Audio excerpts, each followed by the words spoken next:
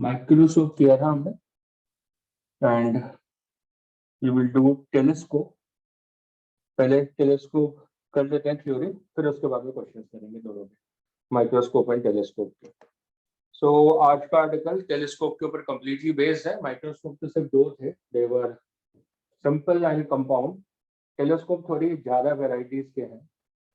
एक आपका होता है रिफ्रैक्टिंग टाइप टेलीस्कोप और दूसरा होता है रिफ्लेक्टिंग टाइप टेलीस्कोप, मतलब जिसके अंदर मिरर्स एक भी आ गया तो हम उसको रिफ्लेक्टिंग टाइप बोल देते हैं, और जिसमें सिर्फ लेंसेज हैं कॉम्बिनेशन में बनाने के लिए idea of the magnifying power, तब हम उसको रिफ्रैक्टिंग टाइप टेलीस्कोप बोलते हैं। तो शुरुआत तो रिफ्रैक्टिंग से करेंगे, एंड हम रिफ्लेक्टिंग से करेंगे। तो क्वेश्चंस मोस्टली आपके रिफ्रैक्टिंग से ही आते हैं, मोस्टली मतलब सारे वो रिफ्रैक्टिंग से ही आते हैं। थ्योरी में रिफ्लेक्टिंग का भी जिक्र आ जाता है, ये बताने के लिए कि रिफ्लेक्टिंग टेलीस्कोप रिफ्रैक्टिंग से थोड़े से बेटर होते हैं, बस ये बताने के लिए। जहाँ तक न्यूमेरिकल्स की बात है और जहाँ तक क्वेश्चंस की बात है, रिफ्रैक्टिंग मतलब लेंसेज की कॉम्बिनेशंस की बातें हैं। टेलीस्कोप सभी को पता होता है कि उसका मतलब क्या है। क्या मतलब है तो हमें समझ में आता है, दूर की चीजों को देखना। दूर की चीजें मतलब जो कि ऑलरेडी बड़े साइज की, जैसे कि सन, सिस्टम ऑफ एनॉर्मस साइज, उसको देखना। माइक्रोस्कोप में हम छोटी चीज को बड़ा करके देखते हैं। टेलीस्कोप में कहानी में थोड़ा सा ट्विस्ट है कि टेलीस्कोप में जब हम बातें कर रहे हैं तो हम ये बात करें कि ऑलरेडी एक ऑब्जेक्ट बहुत बड़ा है,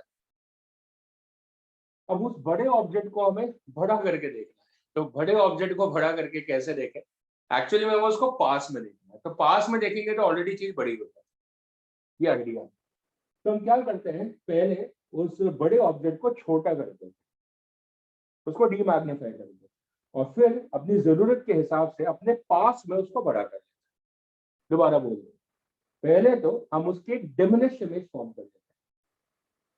जब उसे एक डिमिनिश इमेज बन जाती है, फिर जितना हमें उसको अपने प्यूपिल के साइज के हिसाब से, अपने आईपीस के साइज के हिसाब से, हम उसको बड़ा करके उसको अपने नजदीक देख लेते हैं। सो दैट्स द आइडिया, क्योंकि ऑलरेडी दूर है तो छोटा है, लेकिन पास करके हम उसको बड़ा कर लेते हैं। So that's working is known as what it is. जिस कहानी का मैंने जिक्र छेड़ा, उसके अंदर हम एस्ट्रोनॉमिकल ऑब्जेक्ट्स को वॉच कर रहे हैं, गेजिंग कर रहे हैं। And so the telescope, which I'm going to introduce for the same nature, is known as an astronomical telescope. So we are going to start the variety of the telescopes with the telescope, जिसको हमें astronomical telescope बोल रहे हैं। तो सबसे पहले किसी भी ऑप्टिकल इंस्ट्रूमेंट के लिए, मतलब दोनों जो हम पढ़ रहे हैं, माइक्रोस्कोप एंड टेलीस्कोप के लिए, हमने इस टर्म को इंट्रोड्यूस करा हुआ है, विच इज मैग्नीफाइंग पावर। पहले उसको विजिट करते हैं एक बार फिर से कि मैग्नीफाइंग पावर का मतलब क्या था। सेम मीनिंग है जो कि पहले था। The magnifying power was equal to as theta upon theta not, theta upon theta not. This was the condition, but there is a twist in the tale. And the twist is that this time जब हम theta naught की बात कर रहे हैं तो उसके अंदर हमारा जो ऑब्जेक्ट है ना, वो नियर पॉइंट पे है ही नहीं। हमारा ऑब्जेक्ट बहुत दूर है, पर्टिकुलरली जब हम बात कर रहे हैं फॉर एस्ट्रोनॉमिकल टेलीस्कोप। तो दूर की चीजों को देख रहे हैं, इसका मतलब we are always talking about a far point. So theta not यहाँ पे नियर पॉइंट से डिफाइंड नहीं, थीटा नॉट इस बार आपका फार पॉइंट से डिफाइंड। तो दैट्स अ चेंज, इसलिए हमें इसको एक बार रिविजिट करना पड़ रहा है। Which means that if this is our eye lens and this is my optic axis, so when I am looking at an object, that object is very far. It's over here, यहाँ पर है। अब कितने size का है, मान लो इस size का। Even a kilometer far object, like a distant tree, a distant electrical pole or a distant building, which is kilometers away, मैं उसको दूर से देख रहा हूँ, उसके लिए भी ये डिस्टेंस बहुत ज्यादा है, मतलब वो काइंड ऑफ इंफिनिटी है। So even I'm talking about a different kind of telescope also, still this particular distance is going to be infinite. And then this is going to create a visual angle at the optic axis of my optical pole of my eye. ये जो visual angle है, जिसको मैं यहाँ पे theta naught लिख रहा हूँ, क्योंकि ये मेरा फार पॉइंट है, मतलब ये डिस्टेंस इनफाइनाइट है, I cannot calculate exactly, क्योंकि वैल्यू h अपॉन इंफिनिटी आ रही है, which is not calculatable directly. जैसे अगर हम नियर पॉइंट की थ्योरी में देख रहे थे, so that was directly calculatable as h upon d, because the object was placed at a near point. But in this idea, it is not able to be calculated because I am utilizing the far point. A far point to distance infinity है, so theta naught remains unmeasurable right now. तो मेरे को trick on the book लगानी पड़ेगी अपने new diagrams में, जिससे मैं थीटा नॉट को भी थीटा के साथ ही इवैल्यूएट करूं. तो अभी थीटा नॉट मेरे लिए क्वेश्चन मार्क बन के रह गया यहाँ से, जो कि मैं डायरेक्टली इवैल्यूएट नहीं कर पा रहा because of this side being infinity. But then of course I am not going to lose heart and I am going to construct a better diagram for explaining that. So for that I need to venture out into the construction of the telescope. मतलब जो चीज इतनी दूर थी जिसको मैं नाप नहीं पा रहा था, ये बोला था ना मैंने, इतनी दूर थी कि मैं उसको नाप नहीं पा रहा था, तो मैं उसको पास लेकर आऊंगा. So I'm going to use that and sketch up the idea of a telescope. तो चलो टेलीस्कोप होना है. तो टेलीस्कोप में पहले क्या करना है, मुझे एक लेंस लगाना है जो जिस प्लैनेट को मैं देख रहा हूँ, जिस स्टार को मैं देख रहा हूँ, उससे वो लाइट को खींच सके, क्योंकि बहुत दूर है. तो इट्स अ चैलेंज. माइक्रोस्कोप में ऑब्जेक्ट पास होता है, तो उससे फ्लक्स लाइट, उससे लाइट फ्लक्स खींचना आसान है. छोटे साइज का भी अपर्चर होगा तो उसका लाइट फ्लक्स खींच लेगा. लेकिन अगर मैं बात कर रहा हूं कि मुझे उतने दूर, लाइट ईयर्स दूर अपने सन से एनर्जी खींचनी है, प्लैनेट से, मून से एनर्जी खींचनी है, it's a very difficult task for me कि मेरा लेंस कितनी एनर्जी खींच पाएगा, वो भी रात को. So I require my lens of large aperture कि भाई जितनी है उतनी तो खींच लो.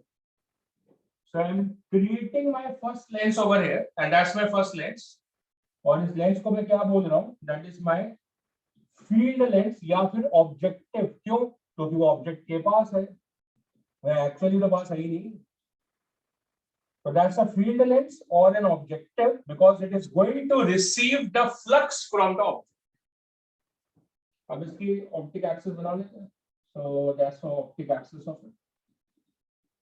स्टेडी कर लेते हैं. अब ये लाइट आ कहां से रही है? अरे कहां से आ रही है? एस्ट्रोनॉमिकल ऑब्जेक्ट से. So that light is coming from infinity. Infinity falling on it. तो भाई इसका कुछ फोकल लेंथ होगी f naught. So if u is infinity, where is the image form? Focus, which means it is going to form a diminished image at the focus. So this distance is going to be what? As f naught. A simple diagram. That's the role of my objective. अब अगर किसी question में, है ना, किसी question में जो कि एस्ट्रोनॉमिकल टेलीस्कोप का नहीं होगा, तो फिर किसका होगा सर? वो होगा टेरेस्ट्रियल टेलीस्कोप. सर बाद में पढ़ा देना, बात तो एक ही है, साथ ही में पढ़ा देना. एस्ट्रोनॉमिकल टेलीस्कोप का मतलब दूर की दुनिया को देखना, सेलेस्टियल ऑब्जेक्ट्स को देखना, स्पेस में जो ऑब्जेक्ट्स है उनको देखना. टेरेस्ट्रियल टेलीस्कोप का मतलब है अर्थ की टेरिटरी पे, आपकी टेरिटरी पे आसपास में जो ऑब्जेक्ट्स है, मतलब उतने भी नहीं आसपास, दूर की बिल्डिंग, दूर का पोल, दूर का पेड़, उसको देखना है, kilometre away. So if there is data, तो वो आपका यू नॉट हो जाएगा. और आप चाहो तो उससे ये डिस्टेंस निकाल सकते हो, फॉर्मूला लगा, v कहां पे बनेगा. पर अगर सोचो कि अगर एफ नॉट आपका सेंटीमीटर में हुआ और आपका यू किलोमीटर में हुआ, तो ये नियरली एफ नॉट के बराबर ही आएगा. तो आप अपनी कैलकुलेशन को वेस्ट करेंगे. So just watch in the units कि अगर object distance given भी है, there are chances that there will be some object distances given. So in some cases अगर वो terrestrial telescope होगा, astronomical में तो given ही नहीं होगा. इसका मतलब image जो है, जो पहली image बनी, वो कैसी बनी देख लो, that is diminished in size, छोटी कर दिया, लेकिन अपनी आंखों के पास लिया. So now this is going to behave as an object for our eye. पर हम सीधे तो देख लेने वाले, उसके बीच में क्या लगाने वाले हैं? आई. और आई पीस की वर्किंग सेम है जो कि हमने लास्ट सेशन में पढ़ी है, मतलब माइक्रोस्कोप में पढ़ी. So we are going to bring in our eyepiece. So that is my eyepiece. अब आई पीस इस बार कंपैरेटिवली इससे स्मॉल अपर्चर का है। रीजन, क्योंकि इसको जो फीड मिल रही है वो तो छोटी मिल रही, तो वो और बड़ा बना के करोगे क्या? सारा काम तो इसको करना था, लाइट को गैदर करने। So this has a high aperture या लार्ज अपर्चर.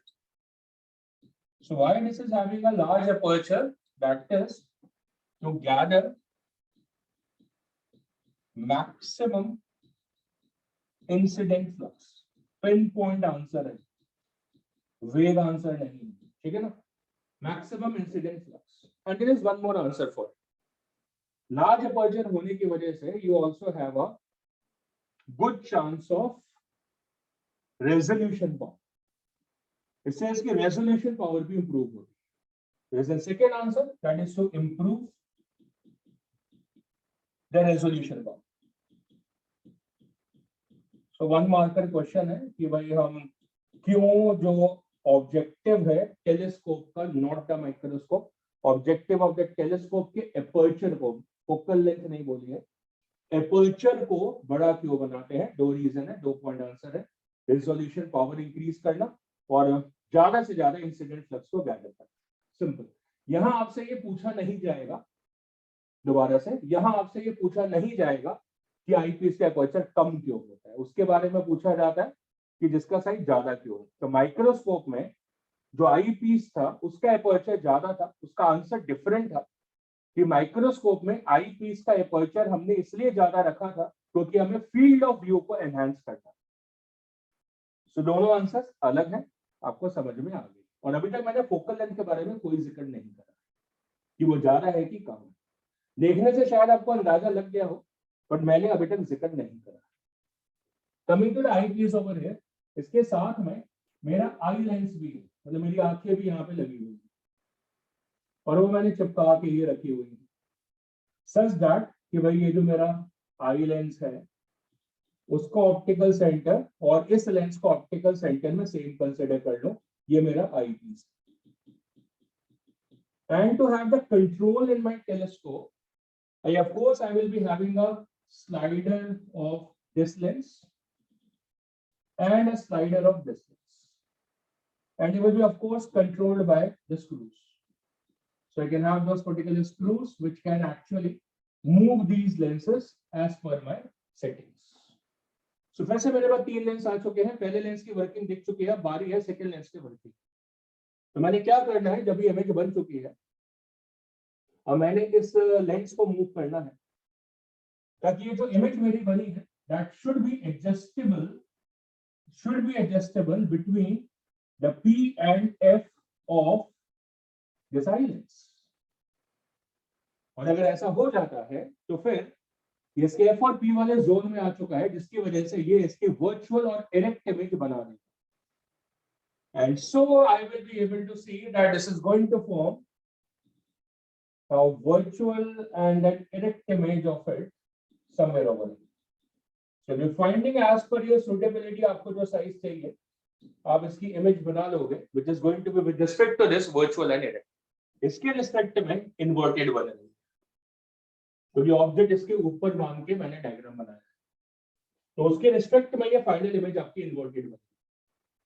मतलब ये वाला लेंस इसकी एक रियल डिमिनिश्ड इन्वर्टेड इमेज बना रहा था और ये वाला लेंस जो है वो इस इमेज की जो अब इसके लिए ऑब्जेक्ट है उसके लिए वर्चुअल एंड इरेक्ट इमेज बना रहा है एंड मैग्नीफाइड इमेज बना रहा है और ऑब्जेक्ट के रिस्पेक्ट में that is appearing as inverted. So that's a description of the images which is getting. And finally I know that कि भाई जो ये वाली इमेज बननी चाहिए वो मेरे आई के नियर पॉइंट और फार पॉइंट के बीच में बननी चाहिए ताकि मेरी आई जो है वो फाइनल इमेज रेक्टेना पे बना. तो फिलहाल उस बात में बाद में जाते हैं. सबसे पहले इन दोनों लेंसेज की वर्किंग को कंप्लीट करते हैं, मतलब मैग्नीफाइंग पावर की बात करते हैं. So let us introduce the magnifying power for this telescope. So let me right the expression for the magnifying power, जो कि हमें पहले से पता है कि वो थीटा अपॉन थीटा नॉट है. लेकिन अभी पिछली शीट पे मैंने देखा, पिछली स्लाइड पे, कि मेरा जो थीटा नॉट था वो मेजर नहीं हो पा रहा था क्योंकि ये वाला डिस्टेंस मैं नाप नहीं पा रहा था, क्योंकि ये डिस्टेंस इनफाइनाइट, मेरे पास तरीका नहीं था उसको नापने का। And so I tried geometry, remember it's geometrical optics. सो मुझे ये वाला एंगल मेजर नहीं हो पा रहा था, जो कि बेसिकली कितना था, थीटा नॉट था। So what, I use a रे डायग्राम, द ज्योमेट्रिकल ऑप्टिक्स, जिससे मुझे पता चला कि रे ऑफ लाइट जो ऑप्टिकल पोल पे होती है वो अनडिविएटेड निकल जाती है, और इस वजह से जो ये वाला एंगल है वो वर्टिकली ऑपोजिट एंगल है, और वो मेरा फिर से एक बार थीटा नॉट हो जाता है।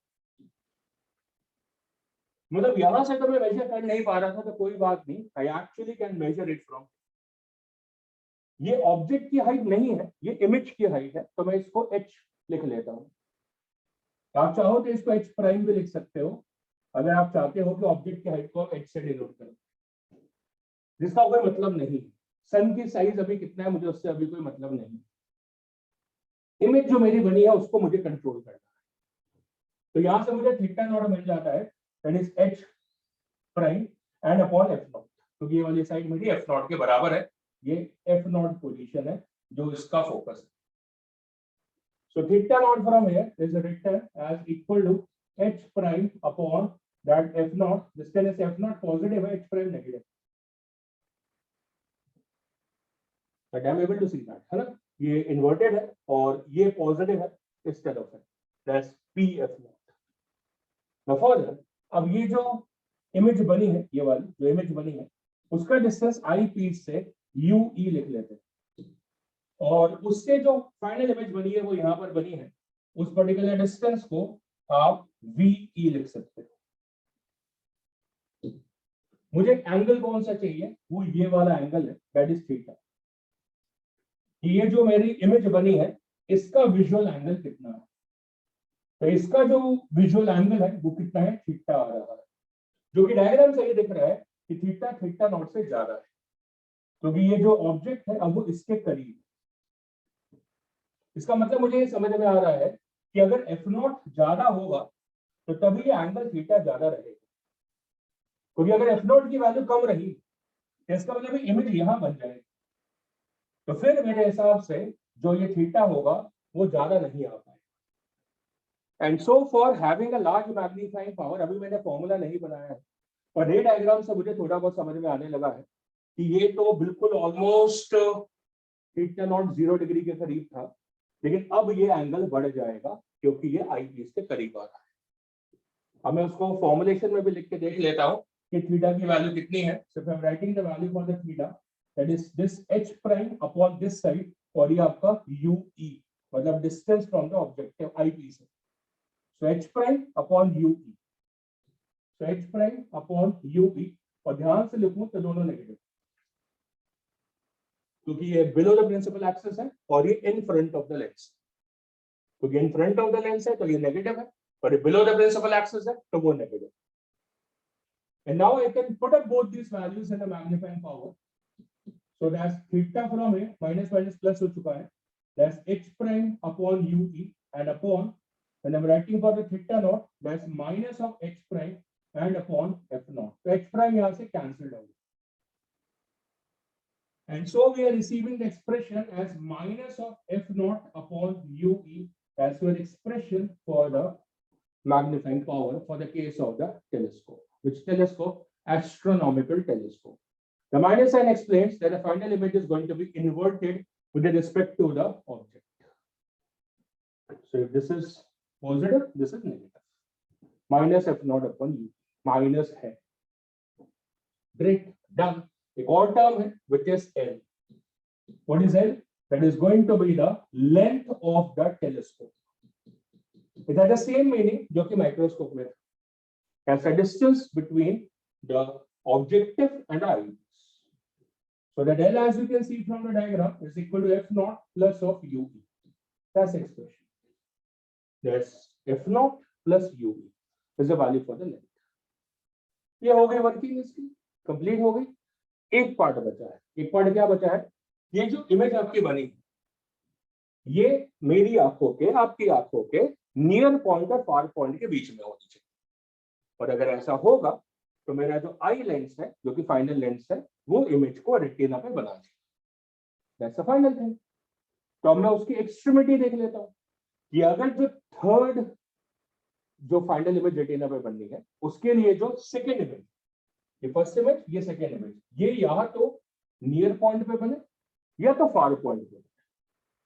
तो सबसे पहले बनाते हैं case one, that is if the image, of course मैं किस इमेज की बात कर रहा हूं, मतलब ऑब्जेक्टिव और आईपीस के बाद में जो इमेज बनी है, मतलब मेरी आंखों पे पड़ने से पहले, is formed at far point. Formed at far point का मतलब है दैट इज एट इंफिनिटी। अगर वो इंफिनिटी पे बनी है, इसका मतलब इस सेटिंग्स को मैं क्या बोलता हूं, जो सेम माइक्रोस्कोप में बोला था, दैट्स नॉर्मल एडजस्टमेंट।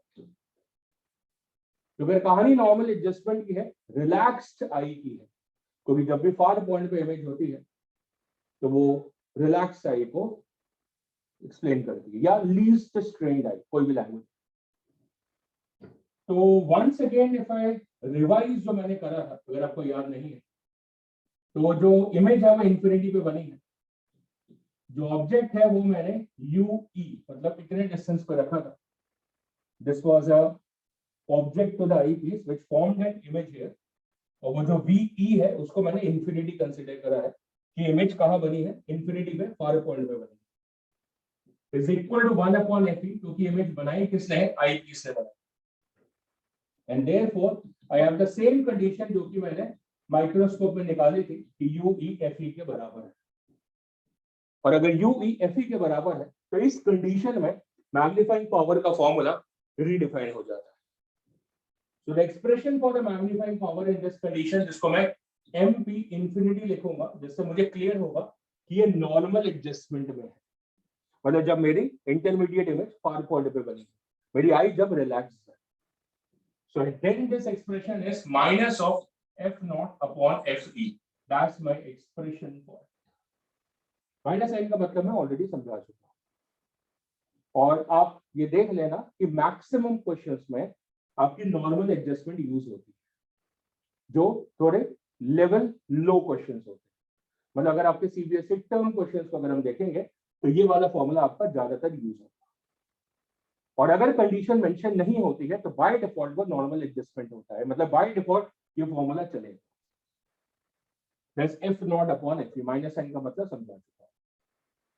इस कंडीशन में अगर आप लेंथ को लिखना की कोशिश करोगे, ऐसा लेंथ ऑफ द टेलीस्कोप, तो वो यहां से मिल जाएगा F0 plus UE, लेकिन इस कंडीशन में UE/FE के बराबर है, so that's once again a great formula to solve, and the length is supposed to be equal to F0 plus of FE. इन दोनों के कॉम्बिनेशन से मान लो रिवर्स क्वेश्चन आता है और आपको मैग्नीफाइंग पावर पता है और L पता है, तो you can solve these two equation और आपको F0 और FE की वैल्यू मिल जाए। अब मेरे पास एक आंसर आ चुका है जो कि मैं बताने को उत्सुक हूं, and what I'm curious about of telling to you is that I now know कि F0 बड़ा होना चाहिए कि छोटा। So as you can see in this expression, this is a ratio of F0 upon FE. So it clarifies my doubt कि जो focal length F0 होनी चाहिए वो ज्यादा होनी चाहिए, जितनी ज्यादा होगी उतनी मैग्नीफाइंग पावर ज्यादा होगी। And on the contrast side, if you can see कि FE डिनोमिनेटर में है तो FE जितना कम रहेगा उतनी मैग्नीफाइंग पावर ज्यादा होगी। So now I can actually describe the lenses which are used in the telescope. So a particular lens which has a higher objective and a higher focal length, repeating again, and higher aperture and a higher focal length is used as an objective in the telescope. इसकी focal length भी higher है और इसकी aperture भी higher है, दोनों की reasoning अलग है। कि F0 को हमने higher क्यों रखा है, such that the magnifying power is supposed to be high. FE को हमने कम क्यों रखा है, क्योंकि the magnifying power is supposed to be high. मान लो कि आपको ऐसा क्वेश्चन आता है which is definitely a previous question, तो आपके पास 4 लेंसेज गिवन है, मतलब आपके पास एक माइक्रोस्कोप था, आपके पास एक टेलीस्कोप था। माइक्रोस्कोप में 2 लेंसेज थे और टेलीस्कोप में 2 लेंसेज थे, वो मिक्स हो गए। And now you need to actually check out कि कौन सा लेंस कहां यूज करें। So it's an easy picking कि जिसका भी एपर्चर बड़ा होगा, जो बड़ा बड़ा लेंस लग रहा होगा आपको, और उसकी जो फोकल लेंथ है वो भी ज्यादा होगी, तो आप उसको क्या बनाओगे, as an objective of the telescope. और दूसरा ऐसा लेंस जिसका एपर्चर बड़ा होगा लेकिन उसकी फोकल लेंथ कम होगी, that will be the eyepiece of the microscope. क्योंकि जो माइक्रोस्कोप का आई पीस होता है उसका एपर्चर तो बड़ा होता है लेकिन उसकी फोकल लेंथ कम होती है। तो आपका 50% सिलेक्शन हो चुका है। तो बाकी के दो लेंसेज आपके रह जाते हैं। That is going to be the objective of the microscope and the eyepiece of the telescope. Focal length जितनी कम रहती है, जितनी मिनिमम रहती है, वो किसकी रहती है, आई पीस। तो जो भी सबसे कम आपका फोकल लेंथ का होगा और जिसका एपर्चर कम है, so that will be preferred as an eyepiece of the telescope, and through this you will be able to classify all the four lenses कि किसको कहां पे suitably यूज करना है। इससे आप इस तरीके से आप भूलोगे भी नहीं इतने डिफरेंट क्वेश्चन जो कि आपसे पूछने की कोशिश करता है कि किस लेंस की फोकल लेंथ ज्यादा है, किस लेंस का एपर्चर ज्यादा है, एंड सो यहां तक का आइडिया फर्निश हो चुका है। And now there is a reverse case of it, reverse in the sense second extremity, कि अगर ये वाली जो ब्लू इमेज है जो कि आई पीस से बन रही है, अगर वो हमारी आंखों के नियर पॉइंट पे बन जाए, so that is going to deliver us the case number 2. So let's work upon with the case number 2 here. So for the case 2, that is if the image is formed at near point, अगर हम इसको near point पे बना दें, मतलब at D पे बना दें, मतलब least distance of distinct vision पे बना दें, मतलब this is going to be the language of the questions. इसका मतलब हमारी जो आई है वो मैक्सिमम स्ट्रेंड होगी, जैसा मैक्सिमम स्ट्रेंड आए। तो ये सारी लैंग्वेजेस, मतलब एक क्वेश्चन में सारी लैंग्वेज समझ देगा क्वेश्चन, तो किसी में कोई लैंग्वेज देगा, किसी में कोई लैंग्वेज देगा, किसी में सिंपल बोल देगा नियर पॉइंट पे बन गई, किसी में बोल देगा लीस्ट डिस्टेंस और डिस्टिंक्ट डिवीजन पे बन गई, किसी में बोलेगा 25 सेंटीमीटर पे बन गई, किसी में बोलेगा कि आपकी आई जो है वो मैक्सिमम स्ट्रेंड थी। सभी का मतलब एक ही है कि आपकी जो इमेज है वो कहां पर बनी है, माइनस ऑफ डी पे बनी है। ऑब्जेक्ट कहां पे था, वो यूई था, पर in the front of the lens था, और नियर पॉइंट भी in the front of the lens है, तो डी भी नेगेटिव है, यू भी नेगेटिव है, and is equal to 1/f। Focal length positive है क्योंकि कॉन्वेक्स लेंस है। यहां से आपको 1/u मिल जाता है as equal to 1/d plus 1/f, और ये सेम रिजल्ट है जो कि हमने माइक्रोस्कोप के लिए करा हुआ है, नथिंग स्पेशल। यहां से आपको यूई की वैल्यू मिल जाएगी अव्वल, बाद में देखते हैं, पहले मैग्नीफाइंग पावर देख लेते हैं। So when you are writing the magnifying power in this condition, मतलब at the near point condition, so that's minus f0 into 1/ue, ऐसे भी तो लिख सकते हो। तो 1/ue से मल्टीप्लाई कर लेते हैं, so that's minus f0 into 1/u, ये प्लेस कर लो, so that's 1/d and plus 1/fe, and that is going to be the magnifying power. Definitely ये वैल्यू इससे ज्यादा है, को हमें पहले से पता है, we always know that। किसी भी चीज को बड़ा करना है, मैग्नीफाई ज्यादा करना है, तो वो आपको पास रखनी पड़ेगी, मतलब नियर पॉइंट पर रखना पड़ेगा, तभी विजुअल एंगल बढ़ता है। वो सिमिलर है जैसे कि आपने माइक्रोस्कोप में करा है या टेलीस्कोप में करा है। Remember the eyepiece behaviour is identical in the case of the microscope और in the case of the telescope. The only behavior is changeable of this particular field length or the objective. चलो, तो ये तो हो गई magnifying power. और अगर हम बात करते हैं किसकी, कि UE की वैल्यू कितनी थी, so we check the value for the UE, that is equal to as DFE and divided by D plus F. That's the value for the UE. वो तो LCM लेकर आ जाएगी DFE upon D plus F। तो अगर आप length of the telescope देखो, length of the telescope, so find the length of the telescope as equal to f0 plus ue, so that's f0 plus ue की जगह dfe upon d plus fe। सो जाहिर सी बात है ये कम आएगा, ये कम आएगा क्योंकि ये डिस्टेंस ue fe से कम आएगा। तो बात ये वाली भी सेम है जो कि माइक्रोस्कोप में थी, कि अगर हम नियर पॉइंट वाली कंडीशन देखते हैं तो मैग्नीफाइंग पावर तो ज्यादा आती है, पर लेंथ ऑफ जो इंस्ट्रूमेंट है माइक्रोस्कोप की या टेलीस्कोप वो आपकी कम हो जाती है।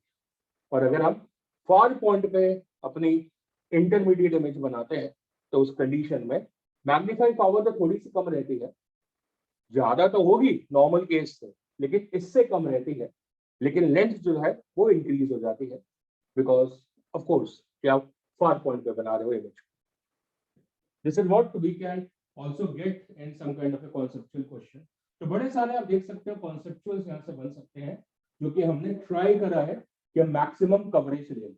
हमने माइक्रोस्कोप में भी ये कोशिश करी थी कि जितने भी माइक्रो क्वेश्चंस बीच में से उठ के आ सकते हैं उनकी कवरेज ले लें, अपनी रेंज बढ़ा लें।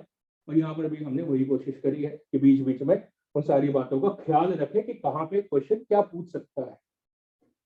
और जब हमने इतना ख्याल रखा है, एक क्वेश्चन मेरे दिमाग में आ रहा है जो कि मैं आपके साथ शेयर करना चाहता हूँ।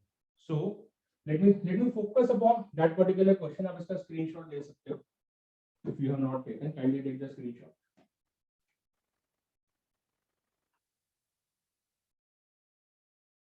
Okay. So now, when I'm actually remembering a question, वो question कुछ ऐसा है that if the objective and eyepiece are exchanged, how does it affects the magnifying power? So it seems to be a good question to me. Now the question is कि question किसके लिए पूछा जा रहा है? Is it a question for a microscope? Is it a question for a telescope? So let me answer one by one. So first of all, let me answer this particular question for the case of a microscope. तो अगर मैं ये question microscope के लिए पूछ रहा हूँ, तो माइक्रोस्कोप के लिए जब मैंने मैग्नीफाइंग पावर बनाई थी, so it was something like this, that was minus of L into D and upon F naught Fe, ऐसा कुछ एक्सप्रेशन बन गया। ये आपके कल के सेशन में से आप अपने क्लास नोट्स में से देख सकते हो। So this was a kind of an expression जिसके अंदर हमने देखा था कि मैग्नीफाइंग पावर सबसे ज्यादा हो जाती है नॉर्मल एडजस्टमेंट।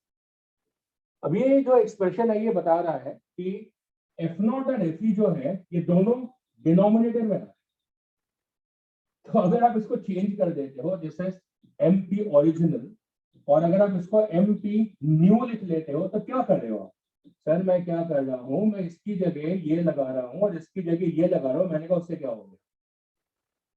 उससे आपको ओवरऑल रिजल्ट जो है वो सेम रहेगा। इसका मतलब अगर माइक्रोस्कोप में आप अदला बदली करते हो, so the magnifying power is not practically getting affected by much.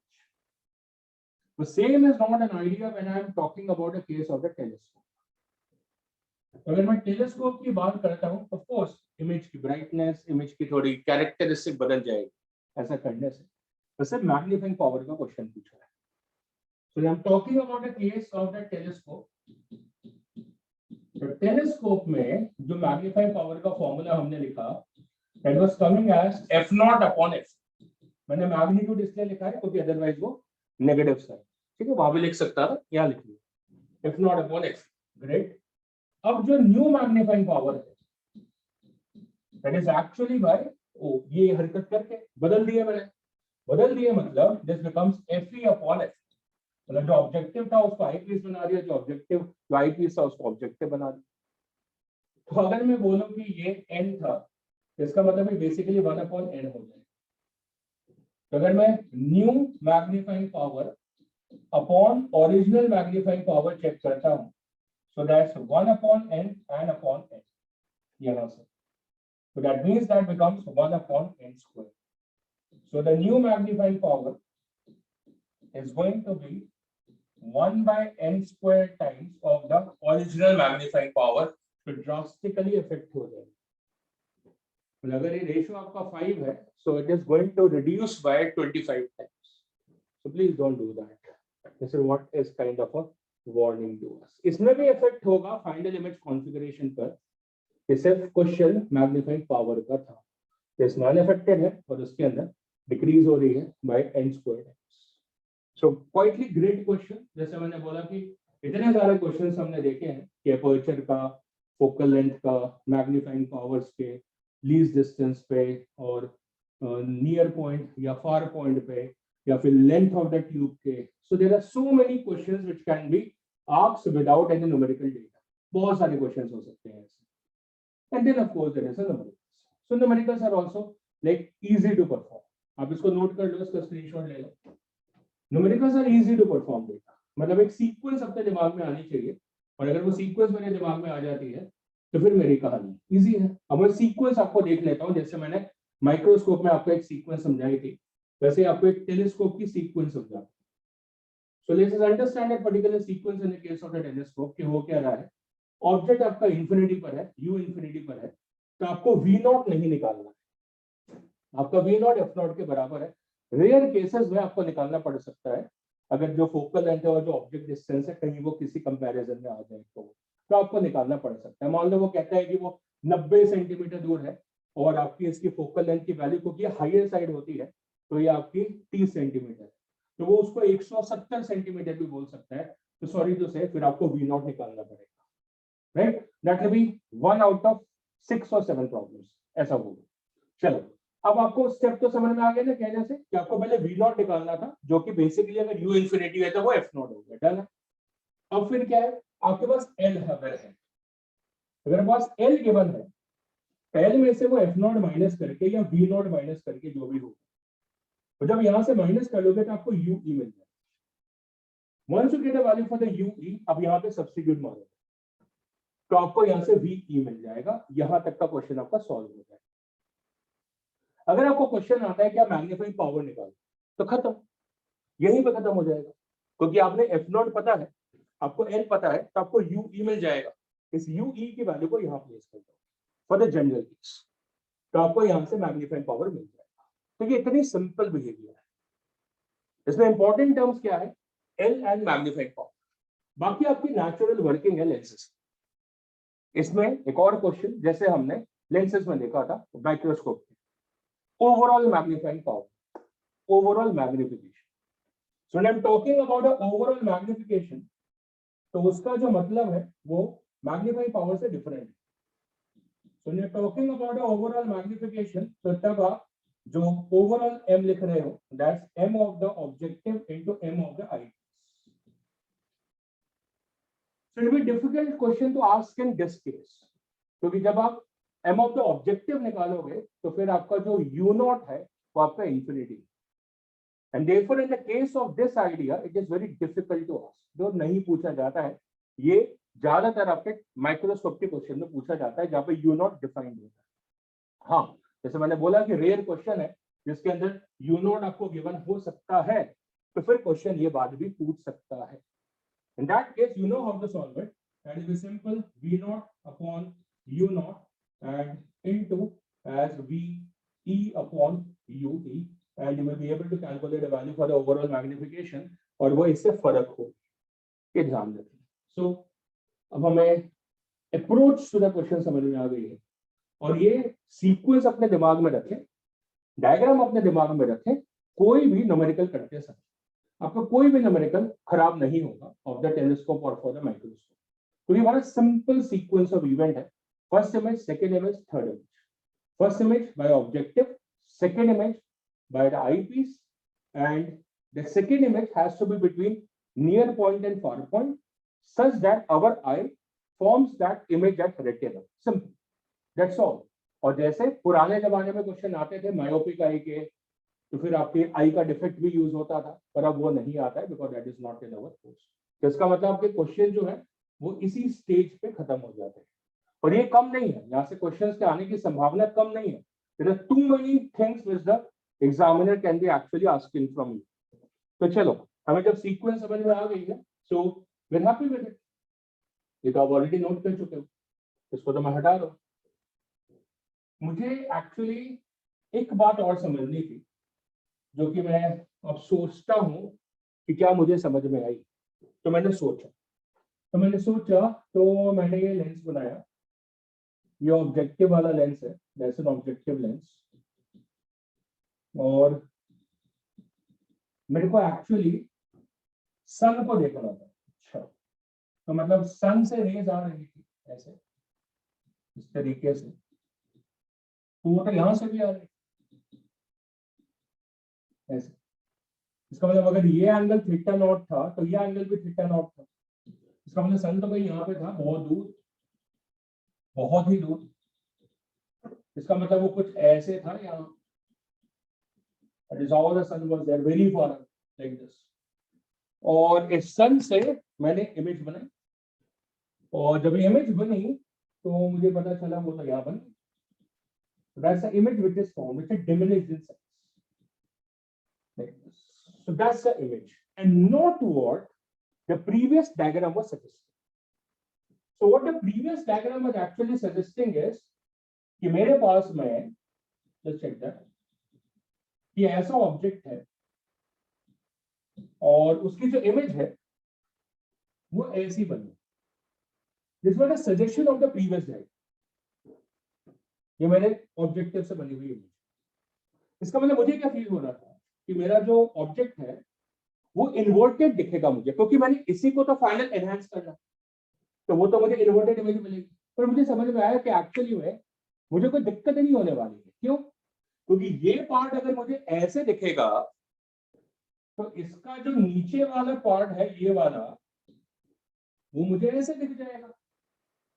So instead of actually telling कि मेरी इमेज इन्वर्टेड बनी है, मैं ये बोलना पसंद करूंगा कि एक स्फेरिकल ऑब्जेक्ट की एक डिमिनिश स्फेरिकल इमेज बनी। मतलब अगर ये ऑब्जेक्ट का डायमीटर है, so this is an image diameter, this is an image diameter. और अगर ये पर्टिकुलर डिस्टेंस f0 है, तो ये जो डिस्टेंस है ये actual distance of sun from here है, मतलब यहां से। तो अगर मैं ऐसा सोचूं कि ये अर्थ पर है तो सन का डिस्टेंस वहां से 1 एस्ट्रोनॉमिकल यूनिट होता है, मतलब वो डिस्टेंस मुझे पता होता है। तो फिर भी मान लेता हूं कि मतलब ये जो भी डिस्टेंस यहाँ पर है उसको मैं x मान लेता हूँ या x0 मान लेता हूँ। प्रीटी मच क्लियर कि भाई अगर ये वाला एंगल यहाँ से थीटा नॉट है तो ये भी थीटा नॉट है, ये भी थीटा नॉट है। तो यहां से अगर मैं देखूंगा as 2 theta naught, so that d naught is supposed to be as x naught and into 2 theta naught from here, है ना, ये पूरा diameter that is x naught into circle की तरह। और यहाँ भी लेंथ ऑफ आर्क हो जाएगी, that is d I, that will be as f naught and into twice of theta naught। तो यहाँ से मैं डायमीटर ऑफ द इमेज को कैलकुलेट कर सकता हूँ।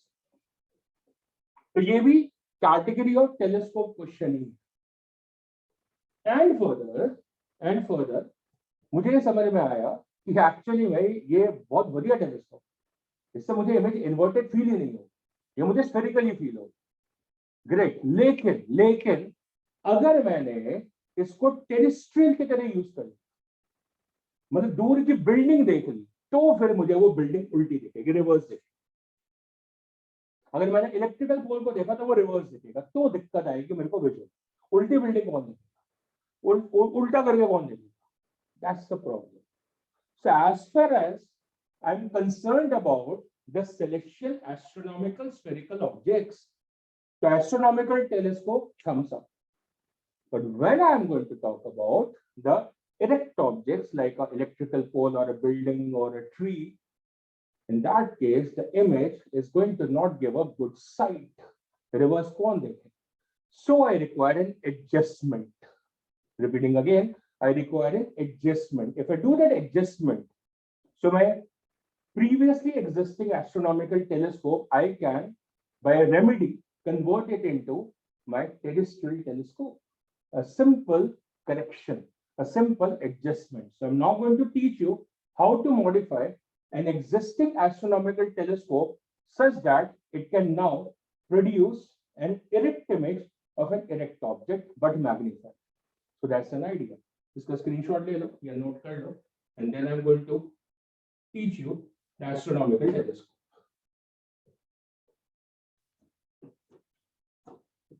ऐसा भी क्वेश्चन आप देखोगे कि बहुत सारे PYQs में आया होगा, उसके अंदर ये एंगल आपका डेफिनेटली सेकेंड्स में होगा। तो एंगल पहले आपको सेकेंड से रेडियन में कन्वर्ट करना पड़ता है, तो थोड़ी कैलकुलेशन आ जाती है।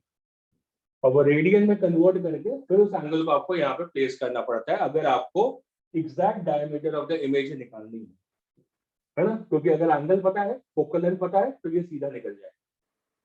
तो escape from the calculation x naught given होना चाहिए और diameter of the actual sun given होना चाहिए जो भी ऑब्जेक्ट है, तो थीटा नॉट कैंसिल हो जाएगा, रेशियो लोगे तो डायमीटर ऑफ द इमेज मिल जाएगा। So both ways you will find the previous questions coming. चलो नॉनदलेस हमें बात समझ में आ गई है। So I will see that yes it come to the terrestrial telescope. तो मुझे पता है कि मुझे क्या करना है, मुझे एक्चुअली में इरेक्ट इमेज बनानी है, पर बाकी सब कुछ सही था, बाकी सारी वर्किंग सही थी, तो मैंने कहा फिर एक छोटी सी adjustment. So let me sketch that adjustment. तो ये मेरा था ऑब्जेक्टिव, और ऑब्जेक्टिव की जो फोकल लेंथ थी दैट वाज f0, और दूर से इस पे लाइट आ रही थी, so it was coming from here and falling on this, और ये एंगल जो था that was theta. So it formed an image and the image was formed at here. कहाँ पे? f0 पे। So this was f0 position और distance यहाँ से f0।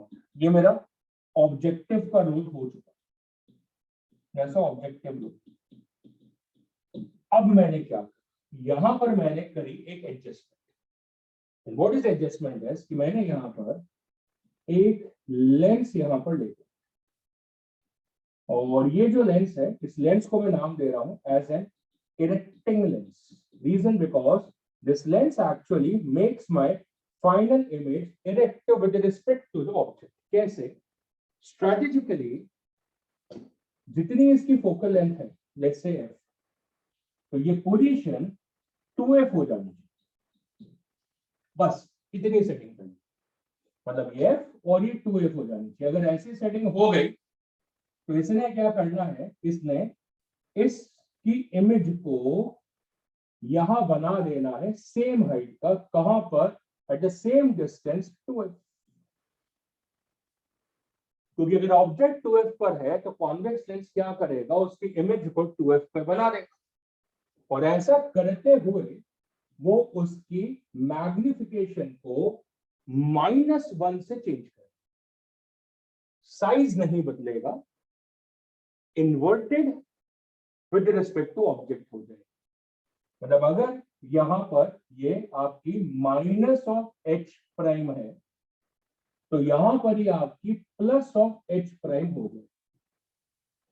So it just makes an inverted object appear erect and hence it is known as an erecting lens।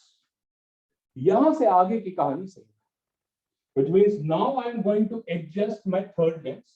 And what is my third lens? That is going to be the eyepiece। So if I place that particular eyepiece here, I have to make it sure कि तो उसके साथ में मेरा चौथा lens भी जुड़ा हुआ है, और मेरा वो जो चौथा लेंस है वो मेरा आई वाला लेंस है, दैट्स माय आई लेंस, ताकि ये जो कॉमन ऑप्टिकल पोल है वो P है, और ये मेरा आई पीस है, ऐसा आई पीस। तो भाई जो ये इमेज बनी है, कहीं यहाँ पे इसका फोकल लेंथ होगा और ये F और P के बीच में बनी होगी, और अगर ये F और P के बीच में बनी हुई है, so finally it is going to form an image somewhere here like this। So I will be able to form that image somewhere like this। So that's my enlarged image। और इस बार इस object के respect में ये erect image बन रही है due to a sheer adjustment of this lens, जिसने बस इसको क्या करा, इरेक्ट कर दिया, that's all, without changing the size. Now why I am again and again telling without changing the size, because I actually mean that कि भाई अगर मैं ध्यान से देखो, ध्यान से, तो ये एंगल अगर थीटा नॉट है, जैसे थीटा नॉट, तो मैं यहाँ से थीटा नॉट की वैल्यू निकालूं। So if I check the value for the theta naught from here, so that is minus of h prime and divided by f naught, that's the theta naught value। Clear? Very good। और अब मुझे ये वाला angle चाहिए, जो कि जो final image है वो जो विजुअल एंगल बना रही है। तो वो जो विजुअल एंगल यहां पर है, that angle is how much, theta. और ये कितना है, UE डिस्टेंस है। So now let me check the value for the theta इस ट्रायंगल से। So that's H prime upon UE. So that is H prime upon UE, but what's the change? H prime up above the axis है तो वो positive है, UE in front of the lens ये object है इसके लिए तो वो नेगेटिव है. And so this time when I'm calculating the magnifying power, so that's the same, that's theta upon theta naught. But this time when you're writing this expression, you know what I'm trying to tell you. कि जो negative sign है दोनों में वो गायब हो जाएगा. आपका एक्सप्रेशन नहीं बदला है. That is exactly the same as F naught upon UE जैसा हमने पहले निकाला था. पर वो जो माइनस साइन है वो आपने उड़ा दिया. And so this now can give you an erect image of an erect object. So let me take you back to the astronomical telescope once and feel that change. So let's feel that particular change by going back to the diagram. And you can see that कि यहाँ से हमने ये दोनों angle नीचे को बनाए हुए थे, तो उस वजह से आपका जो ये मैग्नीफाइंग पावर है वो नेगेटिव आ रहा है. You can feel that. पर हमने जो एक्स्ट्रा लेंस लगाया है उससे इसको ऊपर कर दिया है, तो इस एंगल को पॉजिटिव कर दिया है. That's exactly the setting which we have done in this particular telescope. और इस वजह से फाइनली आपका ये जो एंगल है उसकी वजह से जो मैग्नीफाइंग पावर है वो पॉजिटिव आ गई. So I can actually write positive to make me actually remember the difference between the two. Something more has changed in this process. In this process, हमने अपने को जो हासिल करना था वो तो कर लिया, but there is a backdrop of this idea. वो आइडिया क्या है कि इसकी लेंथ बड़ी हो गई है, it will become too bulky as a telescope. Because overall length has increased. ये F naught है, ये 2F है, ये फिर से 2F है, और ये आपका UE है. So we check the overall length between the objective and the eyepiece. You will find the length to be increasing as F naught plus 4 of F and plus U of E. इस amount से आपका जो telescope है उसकी length increase हो जाएगी, तो थोड़ा बल्की हो जाता है. That's only backdrop. Otherwise, now this has become a fine lens which can actually erect the final image, and therefore the nature of telescope is going to change. तो फॉर्मूले में याद करने में आपको कोई फर्क नहीं पड़ा, बस आपका ये जो माइनस था वो प्लस हो गया है, और माइनस और प्लस का मतलब हमें समझ में आ चुका है. So there is no technical change. तो बाकी की जो रिजल्ट है वो एज इट इज रहेगा, except for the length. Length में जो भी रिजल्ट हमने पहले बनाया था उसमें 4f का एडिशन है, और बाकी के जितने रिजल्ट हमारे बने हुए हैं वो अनअफेक्टेड रहेंगे. And therefore, instead of analyzing this as a separate article, we just told ourselves कि हमने इसको पिछले का मॉडिफिकेशन माना है, इसलिए आर्टिकल आपको छोटा सा कहीं पे कोने में मिल जाता है. सो आइडिया पूरी तरीके से अंडरस्टूड है. This is what is a terrestrial telescope. Now there is an interesting article जो क्वेश्चन के फॉर्म में आया हुआ है पहले, और वो क्वेश्चन के फॉर्म में जो क्वेश्चन आया हुआ है, it is known as a Galilean telescope. Now it is something very interesting. हमने क्या बोला कि इस एक्टिविटी करने की वजह से हुआ क्या कि आपकी जो लेंथ है वो इंक्रीज हो गई. So we actually got like worried about it कि भैया ये pocket kind of a telescope नहीं बन सकता है, मतलब थोड़ा सा लेस बल्कि नहीं बन सकता, easy to carry portable kind of a telescope नहीं बन सकता. So we decided to have an idea कि क्या हम नंबर ऑफ लेंसेज को कम कर सकते हैं, कि हम 3 को 2 कर सकते हैं. तो आप सोचोगे सर इसको हटा देंगे तो वापस एस्ट्रोनॉमिकल बन जाएगा. So we thought कि नहीं, हमारे पास एक तरीका है. So what is a way out? Let me show you. And that again a modification gives rise to another kind of telescope. उस modification को हम बोलते हैं as a Galilean telescope. So what are we exactly trying to do is हमारे पास जो objective था वो तो as it is है, no change in it. अब ऐसा मान लेते हैं कि ये आपकी infinity से rays आ रही थी. So let's say the rays were coming from the infinity. And they were supposed to focus somewhere, so I know where to focus. दूसरा मुझे ये भी पता है कि इसकी फोकल लेंथ काफी ज्यादा रहती है, ये मुझे पता है, ठीक है. इसका मतलब इसकी जो कन्वर्जेंस है वो थोड़ी दूर हो रही है, क्योंकि फोकल लेंथ जितनी ज्यादा होती है इसका मतलब उसका पावर कम रहता है। क्लियर है? तो मतलब कन्वर्जेंट पावर इसकी कम है।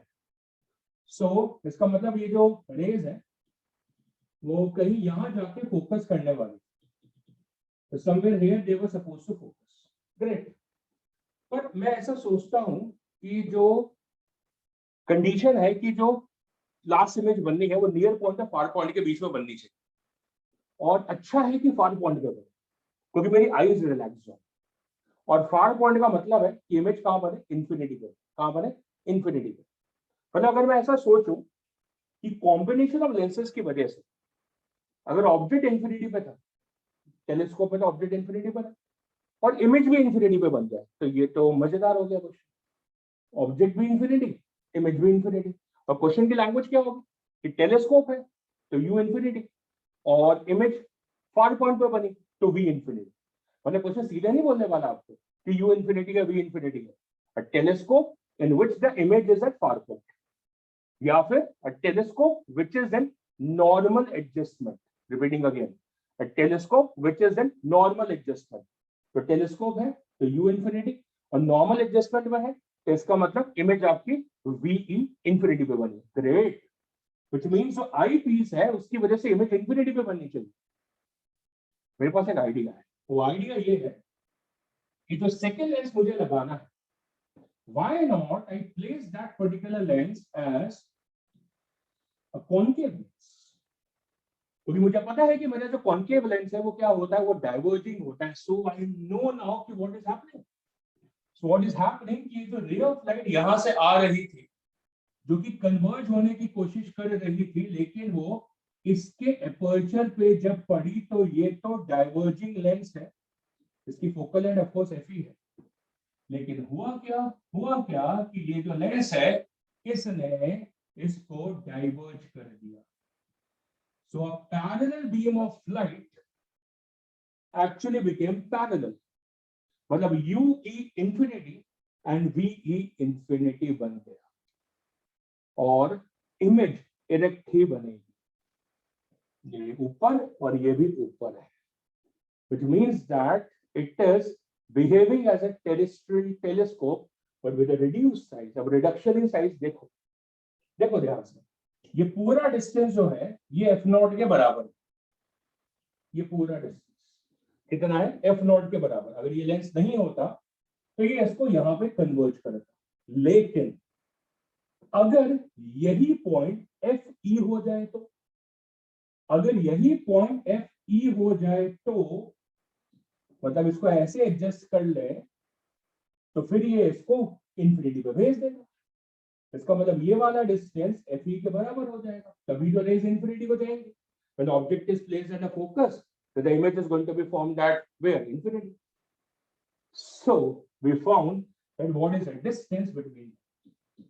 So we check the distance between them. It is so clear from the diagram. That's f naught minus of f.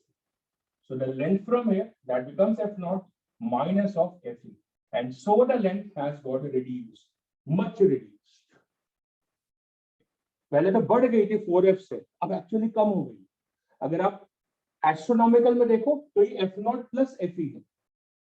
अगर आप इसको टेरेस्ट्रियल में देखो, नॉर्मल एडजस्टमेंट में बोल रहा हूं, तो ये F not plus F E plus 4f है।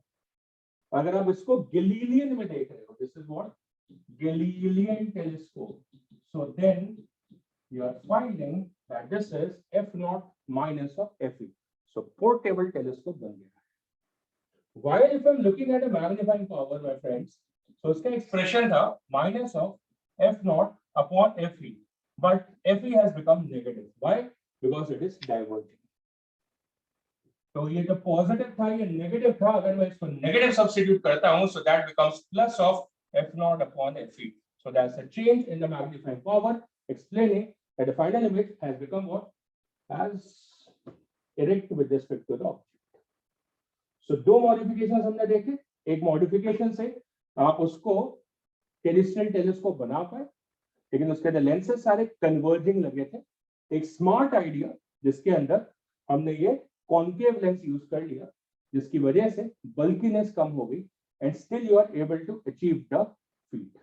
मतलब आपको डायरेक्ट इमेज चाहिए थी, इससे भी मिल गई है. That adjustment is known as what? The Galilean telescope. This completes your article of your refracting type telescopes. 3 है, actually में एक ही था, 2 modifications. And now we are going to, in the next session of course, आज का session यहाँ break करते हैं. We will be talking about the reflecting type telescopes and doing the numericals on that. तो वो हम कल के सेशन में करेंगे. तो आज का सेशन यहाँ ब्रेक करते हैं. Tomorrow we will continue this and see the reflecting type telescope, its merits over the refracting type, and of course the numericals of the same. Okay students, आज के लिए close. कल मिलते हैं same time. Okay, bye. Thank you. Bye. Bye.